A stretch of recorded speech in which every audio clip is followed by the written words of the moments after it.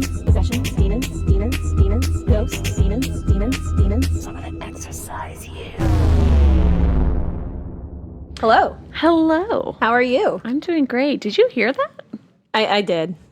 I love it. I'm sure you do. I know how much you hate it. Everybody, she hates our fun little intro, but I absolutely love it, and I thank Kyle so much for it. Yeah, so this So intro much. that you just had the pleasure of listening to was something that Kyle decided to throw together as a joke. And we've been talking about needing an intro thing for quite a while. And It's catchy. finally, I love it. Yeah, sure, I guess. And then it finally got to the point where you two just kind of wore me down and was like, fine. Fine. That can be our intro. Yes. Oh, So that's our intro. That's our little intro music. it's so perfect because it's very much us. Yeah, it is, I guess. I'm I just feel like horrified anybody by it heard because that, it's they'd me. just be like, "Oh, you know what? That's Erica and Stephanie at Cheers from the Grave." Yeah, It's oh my god. I don't know how I feel about it. I'm horrified because it's me and it's like, ugh.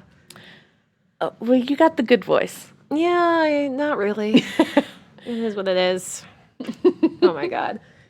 So we're redoing this. Yes. This Yeah. is take 2. This is take 2 of this episode because we're special doodlebugs.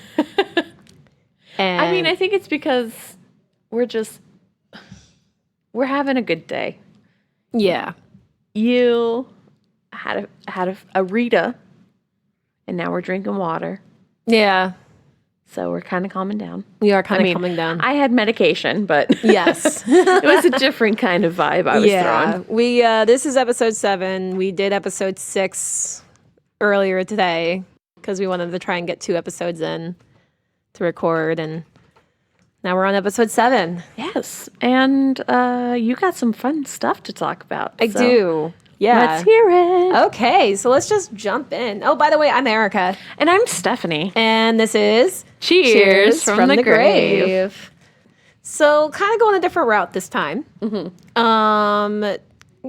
Going away from paranormal and kind of going into the true crime realm. Yes. But the thing is, this one is just like this story. I love this story. It is hilarious. The first time I heard about it was on And That's Why We Drink podcast. Yes. And oh my God, it is freaking hilarious. And I was like, I need to cover that at some point. And so here we are. Yeah. Because, I mean, we do cover other stuff. Yes, we can't just, there's more to life than paranormal. There's true crime, there's conspiracy theories. We kind of want to like broaden our Horizons horizons just a little bit. And so, all right, you want me to just jump right into it? Yeah. Cool. All right, so this is The Tale of Michael Malloy, Okay. also known as Iron Mike, also known as the man who just wouldn't die. Ooh, the worst kind of man. Right? God damn it, why don't you just die? Arrgh! So, Malloy was an Irish homeless man who lived in New York City between about 1920 and 1930s, so during the Great Depression. Mm-hmm. He was a former firefighter who was down on his luck, and he found safe haven at Tony Marino's bar, also known as basically a speakeasy at that point.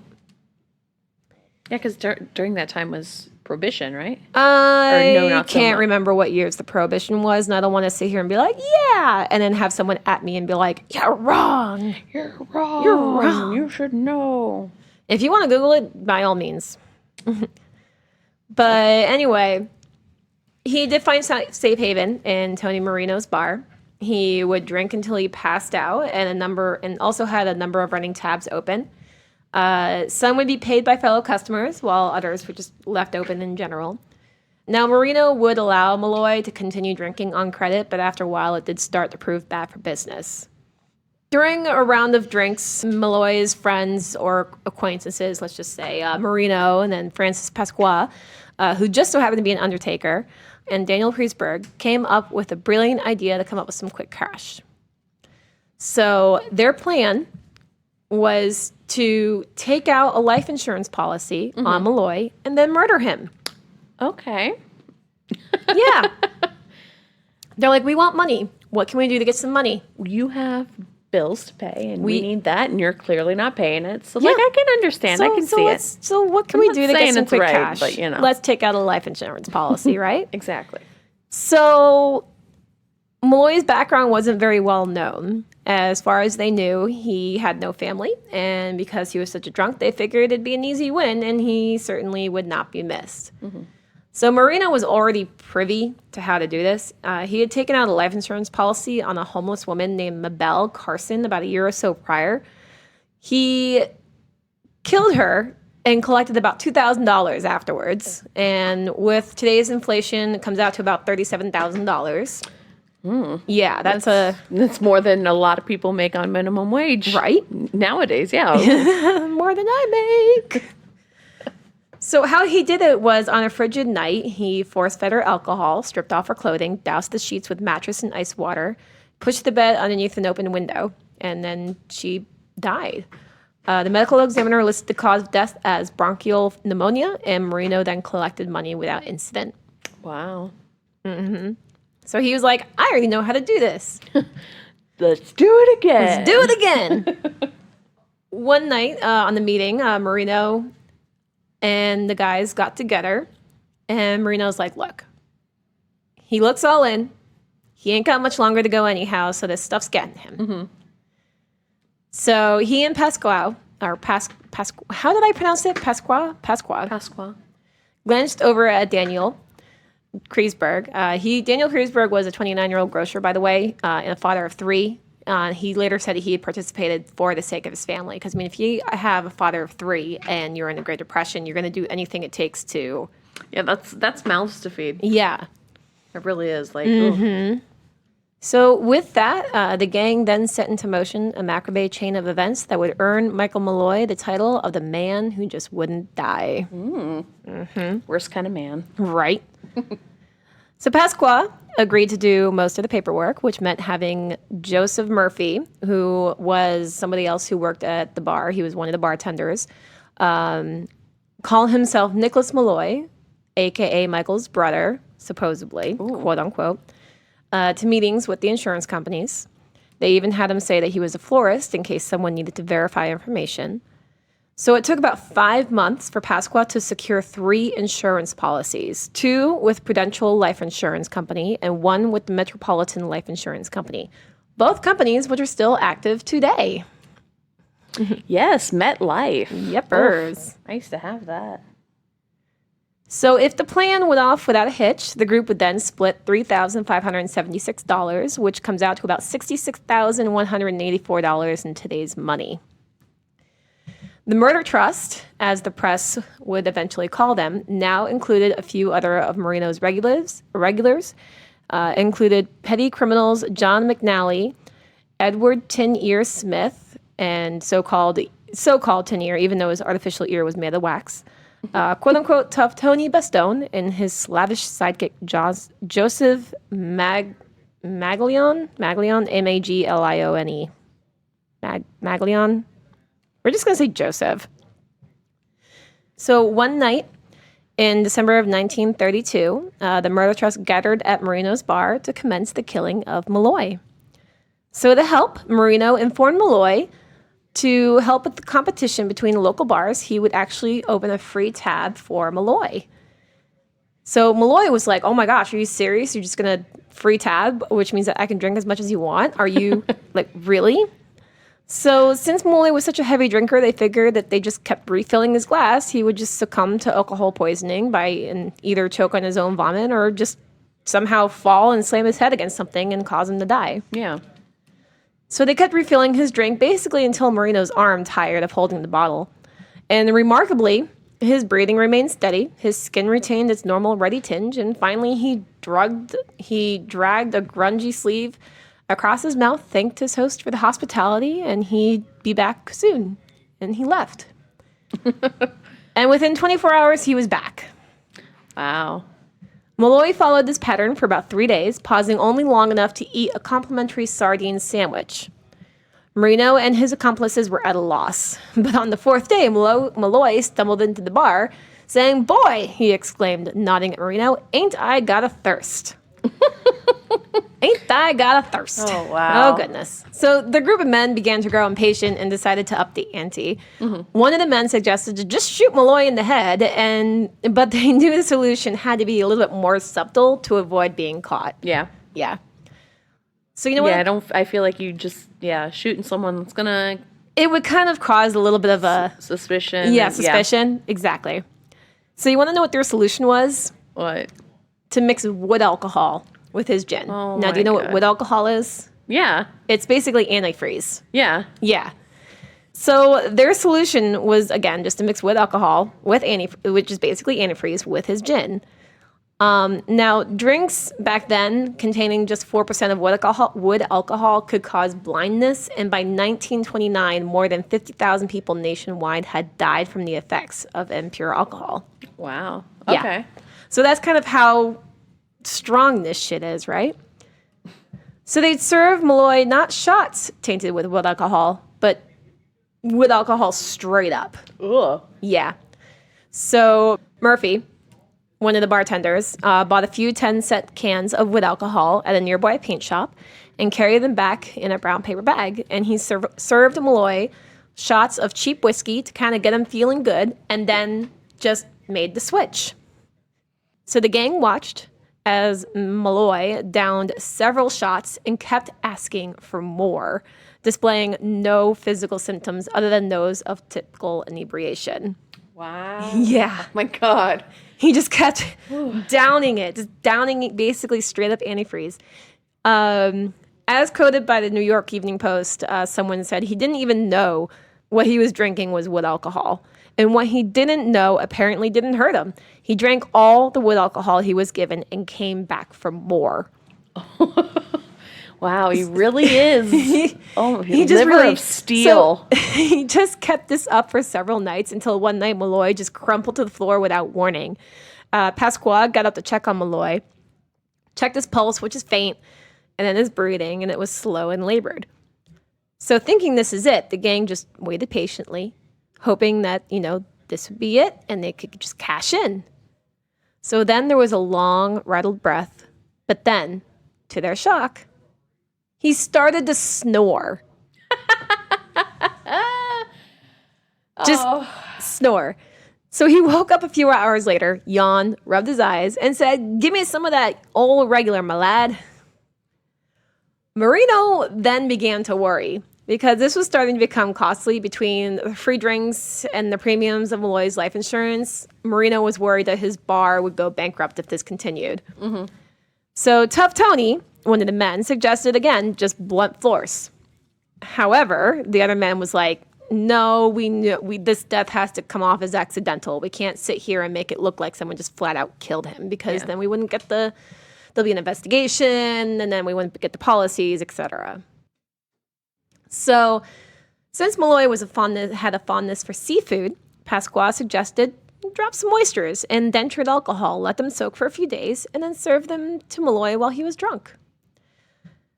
So alcohol taken during a meal of oysters, Pasquale was quoted as saying, will almost inevitably cause acute indigestion, for the oysters tend to remain preserved. So as planned, Malloy ate them one by one, savoring each bite, and washed them down with wood alcohol. Marino, Pasqua, and the rest just kind of sat by and waited, but Malloy merely licked his fingers and belched, and just kept going like nothing happened. Wow. So at this point, killing Malloy became more about pride than the money. I feel like, it would at this be. Point, they're like, dang, Irish people are hard to kill. Yo, we are. So one night, Marino decided to leave a tin of sardines out in the open to rot a few days, and then decided to mix it up with some shrapnel. So he gave the sandwich to Malloy, thinking the shrapnel would start cutting up his internal organs, but instead Malloy just downed the sandwich and asked for another. And the guys were just like, what the fuck? So at this point, the gang began to grow desperate because everything they tried, the man just would not die. Mm-hmm. So Marino recounted the time when he killed Mabel Carson by leaving her out in the cold. And so that night, the gang tossed a drunken up Malloy into the back of a cab, drove him to a nearby park, dumped him out on the park bench, which was covered in snow, stripped off the shirt, soaked him with water, and just let him be, Okay. thinking that he'd die of pneumonia.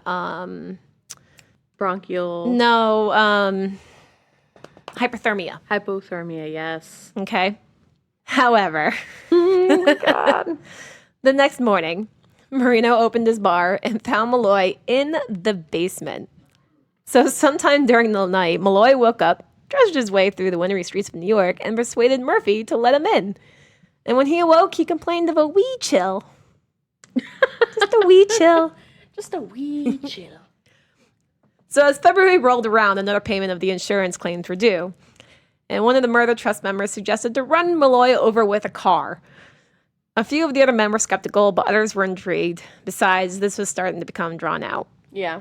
Yeah. So they hired a friend named Harry Green, whose cut of the payout would be about $150. They all got in the Green's cab and drove down the street while the other two men held Malloy up like a crucifix style. So Green started to hit the gas, but one of the men in the car told him to stop, thinking that they saw someone who could be a witness to their crime, but it just so happened to be someone turning on the light in the home. Because they're all like jittery, like, oh my God, Yeah. we're actually actively doing this out. Yeah. That paranoia is kicking Yeah, the in. paranoia was setting in. But anyway, Green started the cab again at another go, but Malloy jumped out of the way. Not once, but twice. But as they say, third time's a charm. So, going about 50 miles an hour, Green punched the gas and Malloy was hit. Just hit the windshield, went over the back of the car, fell on the ground. on the ground behind the car. So for good measure, Green backed up over Malloy. Just like, hey, we're just going to double check and just back right over him and then keep going. And they just left. And so after that, it became Murphy's turn. And the one who was acting as Nicholas Malloy, aka the brother. Mm-hmm. So it was his job to then start calling the hospitals and morgues and attempt to locate his missing brother, quote unquote. Yet nobody reported any fatal accidents recently.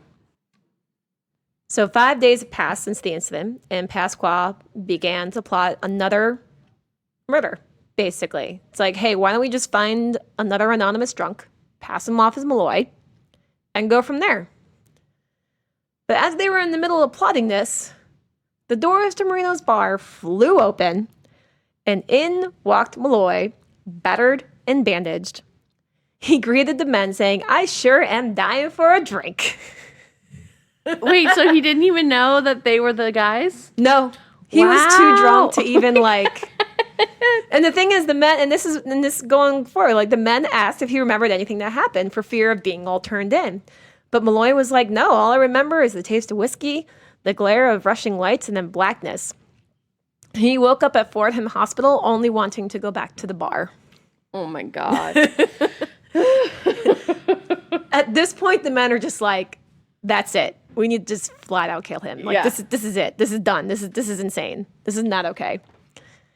So on February 21st of 1933, 7 months after the murder trust began, Michael Malloy died in a tenement near 168th Street, about a mile away from Marino's bar.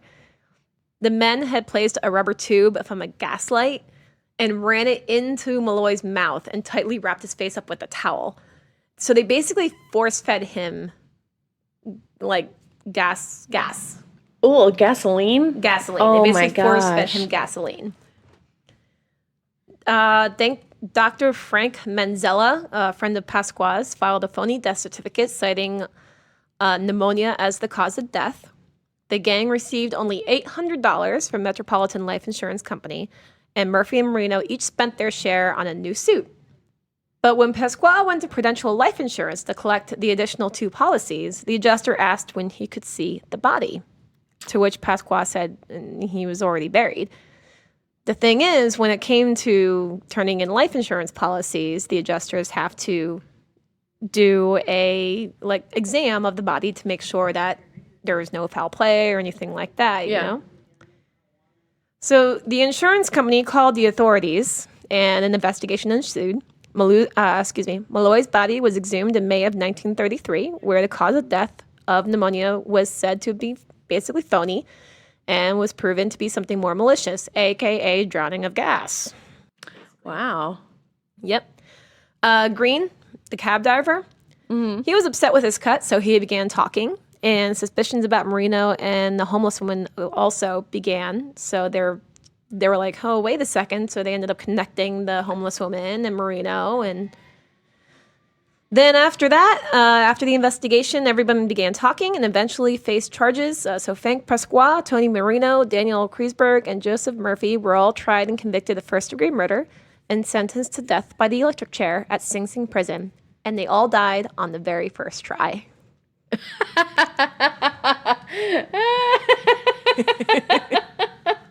Well, at least it was the first try for them. At least it was the first try for them, yeah. So that is the story of the man who wouldn't die. Yeah. Yeah. Wow. Okay. All of that. I feel like they should have. I feel like they really should have just given up.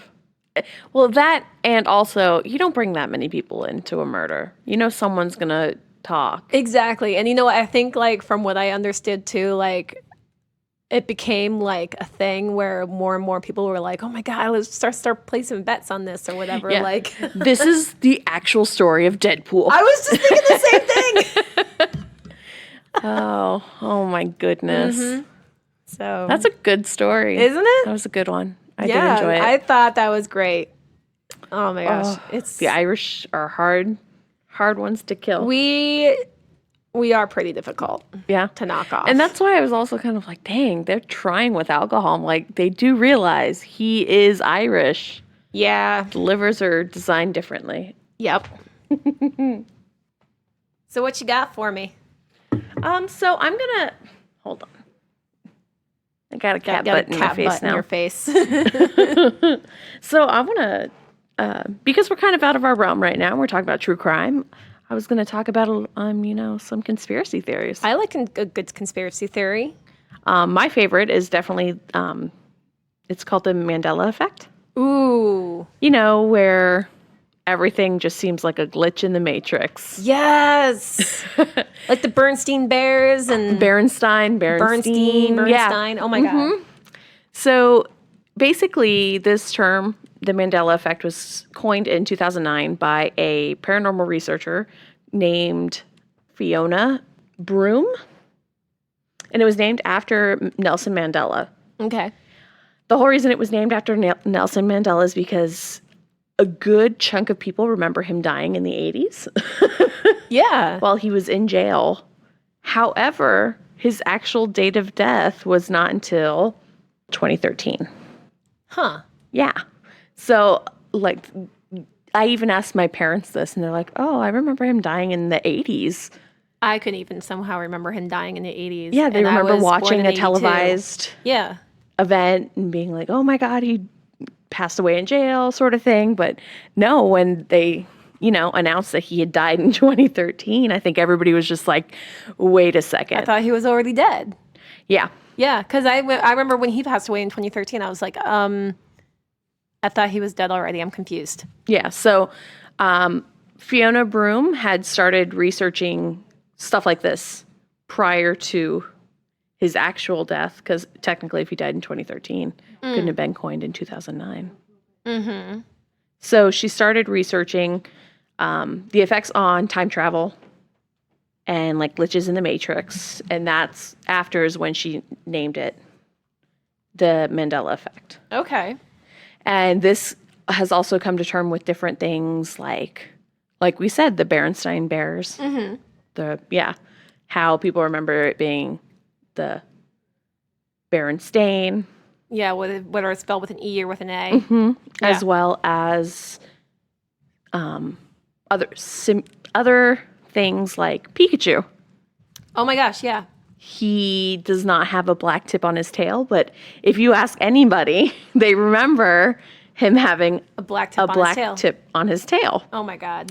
Other instances include the Monopoly Man. Everybody remembers him with a monocle. Yeah, he has monocle. No, he does not. What? He does not have a monocle. What are you saying? I'm saying that a lot of people might get him confused with, say, the Planter's Peanut that does have a monocle, but the Monopoly guy himself does not have a monocle. What? Yeah. I'm not okay with that. Other ones include, say, the ending of Queen's song, We Are the Champions. Yep. Everybody remembers the ending having, we are the champions, and then the pause of the world. No, it does not end like that. That's not okay. It does not end like that. That is actually a part in the middle of the song. So I think everybody's taken that little bit from the middle of the song and placed it on the end. Oh my gosh. But yeah. It's also, there was another one for Oscar Mayer. Meyer. Yeah, Oscar Mayer, the hot dog people with the hand. Yeah, how do we spell that? M-E-Y? M-E-Y-E-R? Mayer. Am I right? Oscar Mayer is not spelled that way. It's spelled Mayer. What? Yes. Oh, come on, Manny. Manny just wants to be part of the show. That's fine. You can be here. We can snuggle. But yeah, so Oscar Mayer is Mayer, not Meyer. I feel like I've been lied to my entire life. Yeah, lots of these instances. It's like, wow, did we even experience this? Did we not? Also, Sex and the City. Mm-hmm. Not Sex in the City. It's not Sex in the City? No, it's Sex and the City. Sorry, the reaction of Erica's face is pretty great right now. My life is a lie. Another one is the fact that Star Wars. Mm-hmm. We're going to throw it to Star Wars here. What does Darth Vader say to Luke? Well, the famous line is, Luke, I am your father. But if I recall, that's not actually... It is not the correct line. It's no, I'm your father. Yeah. Sort of thing, as well as C-3PO. Yeah. Actually has a silver leg. Yeah, that I know. And he's not all gold. A lot of people assume because of merchandise and stuff, he's all gold. But no, he actually has, it's his right leg from the knee down is silver. Correct. Yeah. Yep. Yeah, that I know. And then everybody's favorite neighbor. Mr. Rogers. Mr. Rogers. Yeah, what about him? Every day in this neighborhood. Wait, what? It's not, it's a beautiful day in the neighborhood. Yeah. It's a beautiful day in this neighborhood. Really? Yeah. I'm going to have to listen to that again. And then just other facts, say Sinbad. Everybody remembers Sinbad being in a 90s movie. Yeah. With a genie. Yeah, wasn't that like, not Shazam, it's Kazam, isn't it? Yeah, no, Sinbad did not play in the movie. Then who was that? Shaq. Oh. So here's another thing too. Shazam, I could have sworn that Shazam was... Kazam. No, I know, but there's a movie out now called Shazam. Yes, there is a movie out. And I could have sworn that was a recreation, like a redone movie of... Because I could have sworn that Shazam was already a movie that was done years ago. But no, it was Kazam. It was Kazam, yes, and it's completely different basis. Kazam is based off of a genie. I literally seriously thought that Shazam was already a redone thing because I'm like, I already know this whole storyline. I already know how this goes. What the heck? Technically, Shazam, the one that just came out, is basically a superhero version of Big. That I know, yeah. Yeah, I saw it, and it really is a superhero version of Big. Mm-hmm. Yeah. But no, yeah, Kazam. And then it's just a bunch of different things, like different movie titles, different book titles, different lines being said in movies. Even Jif peanut butter. Everybody assumes it's Jiffy. Yeah. No, it's Jif. It's just Jif. Jif. Oh my gosh. But people have been, no, Jiffy peanut butter. No, Jiffy peanut butter doesn't exist. It's Jif. Yeah, so a lot of different things have come about because of this theory saying, oh, maybe we remember it that way because it's what it was, and then somebody went back in time and changed things. Kind of like, yeah, because it's this whole like shared memory thing. Exactly, because if it's shared with other people, it feels more confirmed. Like maybe I'm not going crazy and thinking, hey, Nelson Mandela died in the 80s, compared to the, hey, Nelson Mandela actually died in 2013. Yeah. Manny, what are you? Oh my God. Manny's brushing up against my mic. I'm sorry. He was doing it to mine, too. He is demanding attention right now. Manny, come here. Come here. Come here, baby. No, stop. Come here. Oh my God. Oh God. But yes, basically the whole term for the Mandela effect is a false memory, which is a psychological phenomenon where a person recalls something that did not happen or that something happened differently from the way that we remember it happening. Okay. So yes, it's been a research project since the 70s because of how people remember certain things. Yeah. But it didn't get the Mandela effect name until 2009, you said. Right? 2009 is when it started becoming that. Well, I remember Nelson Mandela being dead. Yeah. In the 80s and then finding out he's alive. Mm-hmm. And then he passed away in 2013. So that's kind of what happened. That's crazy. And another part of this whole effect was psychologists came together to study how people remember things. Okay. And so, it's kind of like, hey, witnesses to car crashes. Yeah. Everybody remembers something differently by the way that we word it. So if, say, you have a group of people and you're like, hey, so what were the details of the car crash or, the hit and run or something like that? They're going to tell you different things because of the terminology that you use. So do you remember when the cars crashed? People are going to picture, oh, yeah, glasses going everywhere, the car scrunched up, sort of stuff like that. Yeah. But like a hit and run, they're going to be like, oh, yeah, the car just tapped them and then kind of went off. And it's all based off of the same incident. So people remember things about the one incident being different. And they did tend to use car crashes as examples because, like I said, witnesses remember Yeah, because a number of witnesses things. tend to be a thing on that, yeah. Yeah, so that's why eyewitnesses are kind of a touch-and-go subject because a lot of the time, yes, it's nice to have an eyewitness, but a lot of the times they're going to have that, hey, we remember something completely different. Yeah, there was actually, that reminds me, there was a video that was done by some YouTuber or something like that where they had it staged where someone was sitting in an outdoor patio and there was a purse and they had some random guy, and there was random pedestrians, bystander that, was there. So there was an actor with her purse and then some random bystander.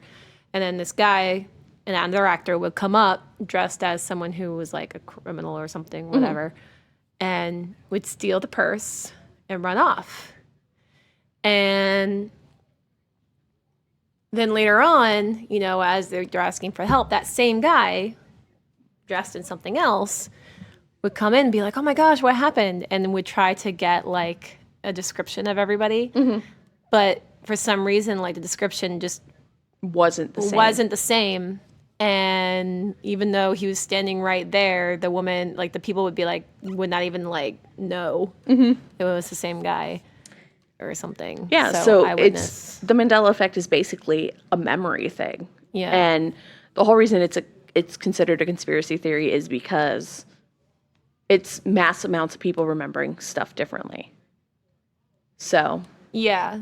But it's not just remembering things differently, it's remembering almost the same thing. Just happening at a different time. Yeah. Yeah. Everybody's no, the Bernstein Bears was spelled this way. Or, no, I'm pretty sure the Monopoly guy had a monocle at some point in time. Something like that. Yeah. Yeah. And Curious George, I remember him having a tail because don't monkeys have tails? He doesn't have a tail? He does not have a tail.